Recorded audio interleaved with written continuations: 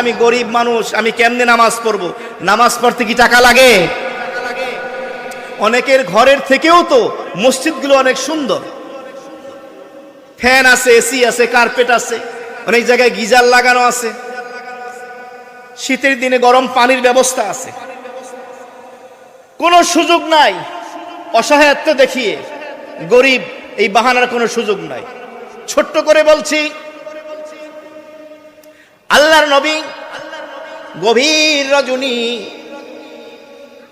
চৌকাঠের ভিতরে, তখন এত আরামদায়ক বিছানা ছিল না, খাট ছিল না, পালঙ্ক ছিল না, চতুর্দিকে লাঠি কাঠ দেওয়া থাকে, মাঝখানে রশি দেওয়া থাকে। এমন একটা বিছানায় আল্লাহর হাবিব এপাশ ওপাশ করতেছেন, কেমন জানি কষ্টে অস্থির হয়ে গেছেন। নবীজির স্ত্রী উম্মুল মুমিনিন আয়েশা সিদ্দিকা রাদিয়াল্লাহু তাআলা আনহা আল্লাহর নবীর এই অবস্থা দেখে জিজ্ঞেস করলেন, ইয়া রাসূলুল্লাহ, আপনার কষ্ট হচ্ছে, কি হয়েছে আমাকে বলেন, কেন আপনি এই গভীর রজনীতে এত কষ্ট করতেছেন? আল্লাহ নবী বলেন, আয়েশা, ক্ষুধার তাড়নায়, পিপাসার কারণে, ক্ষুধার কারণে আমার কষ্ট হচ্ছে। ক্ষুধায় খাবার নেই, এই জন্য আমার কষ্ট হচ্ছে। আয়েশা বলেন, ইয়া রাসূলুল্লাহ, আপনি আদেশ করলেই তো হয়, আল্লাহ আপনার জন্য সব ব্যবস্থা করে দেবেন।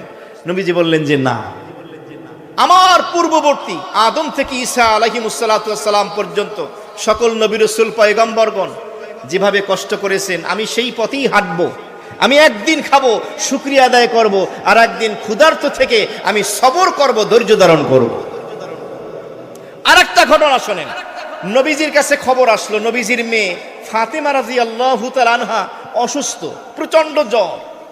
নবীজি দেখতে গেলেন ফাতেমাকে, ফাতেমার ঘরে ঢুকলেন, মেয়ের মাথায় যখন হাত দিলেন, ফাতেমার মাথায় প্রচন্ড জ্বর। হঠাৎ ফাতেমা জ্ঞান ফিরে আসলো, দেখলেন আল্লাহর হাবিব তার শিয়রে বসে আছে। ফাতেমা রাদিয়াল্লাহু তাআলা আনহা উঠে বসতে চাইলেন, আল্লাহর হাবিব বলেন, তুমি শুয়েই থাকো, কি হয়েছে তোমার? ফাতেমা দুই চোখের পানি ছেড়ে দিয়ে বললেন, আব্বাজান, এতদিন তো খাবারে কষ্ট করেছি, ক্ষুধায় কষ্ট করেছি, এখন অসুস্থ হয়ে গেছি, চিকিৎসারও ব্যবস্থা নেই, ওষুধেরও ব্যবস্থা নেই। আমরা যদি এরকম বাবা হতাম, আপনার আমার কন্যা যদি এভাবে দুই চোখের পানি ফেলে অসুস্থ হয়ে কাঁদতো, কি অবস্থা হতো? আল্লাহ নবী বললেন, সবর করো, ধৈর্য ধারণ করো। উম্মতের জন্য শিক্ষা, কোন গরিব, অসহায়, ফকির, মিসকিন, বিধবা, এতিম এ কথা যেন বলতে না পারে। আমার নবী খানদানি জিন্দেগি যাপন করেছেন, বাদশাহী জীবন যাপন করেছেন, আমি কষ্ট করেছি না। তুমি নবীর সিরাত পড়ো, জীবনী পড়ো, সেখান থেকে তুমি সান্ত্বনা নেবে নবী কি কষ্ট করেছেন।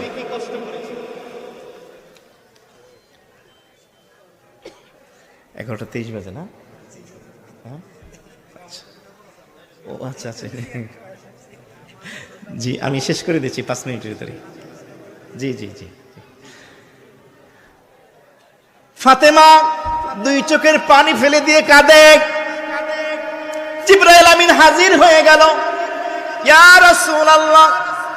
ফাতেমাকে জিজ্ঞেস করেন, আল্লাহ রাব্বুল আলামিন বলেছেন, ইয়া ফাতেমা আনতা কুনি সাইয়্যিদাতা নিসাই আহলিল জান্নাহ।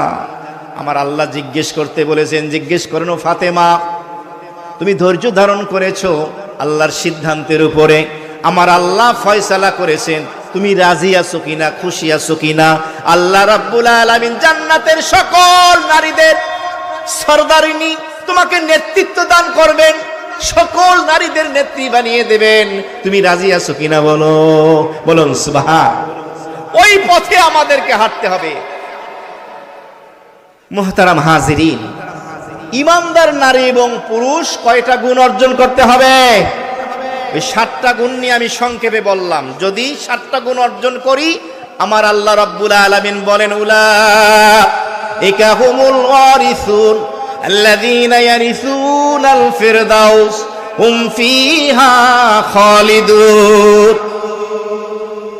তাদেরকে আমি জান্নাতুল ফিরদাউসের মালিক বানিয়ে দেব। মনে রাখবেন, খুব সংক্ষেপে বলি, অন্যান্য জান্নাত এবং জান্নাতুল ফিরদাউসের মধ্যে পার্থক্য আছে। এক হাদিসে নবী বলেছেন, তোমরা আল্লাহর কাছে চাইলে জান্নাতুল ফেরদৌস চাও। অন্যান্য জান্নাতের জান্নাতীরা সপ্তাহে একদিন জুমাবারে আল্লাহর দিদার লাভ করবে, আল্লাহকে দেখবে। আর জান্নাতুল ফেরদৌসের জান্নাতীরা প্রতিদিন সকালে একবার সন্ধ্যায় একবার আল্লাহকে দেখবে। সুবহানাল্লাহ। ওই জান্নাতুল ফেরদৌসের মালিক হইতে গেলে 7টা গুণ অর্জন করতে হবে।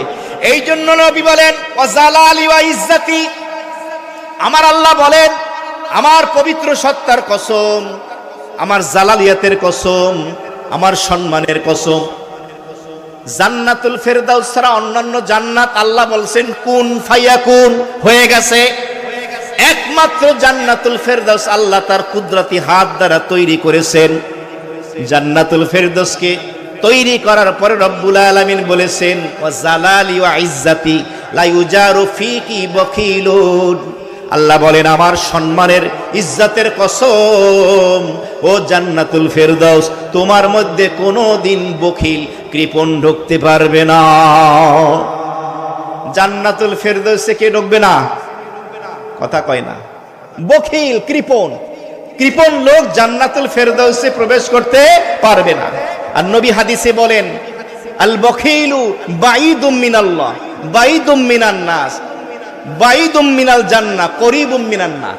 কৃপণ হলো আল্লাহর থেকে দূরে, মানুষের থেকে দূরে, জান্নাত থেকে দূরে, জাহান্নামের কাছে। ওয়াসাকিয়ু, দানশীল ব্যক্তি, করিবুম মিনাল্লাহ, আল্লাহর কাছে, করিবুম মিনান নাস, মানুষের কাছে। কারণ যারা বেশি বেশি দান করে মানুষ তাদেরকে পছন্দ করে। ওয়া করিব মিনাল জান্নাহ, জান্নাতেরও কাছে। ওয়া বাঈদুম মিনান নার, জাহান্নাম থেকে দূরে। দানশীল ব্যক্তি।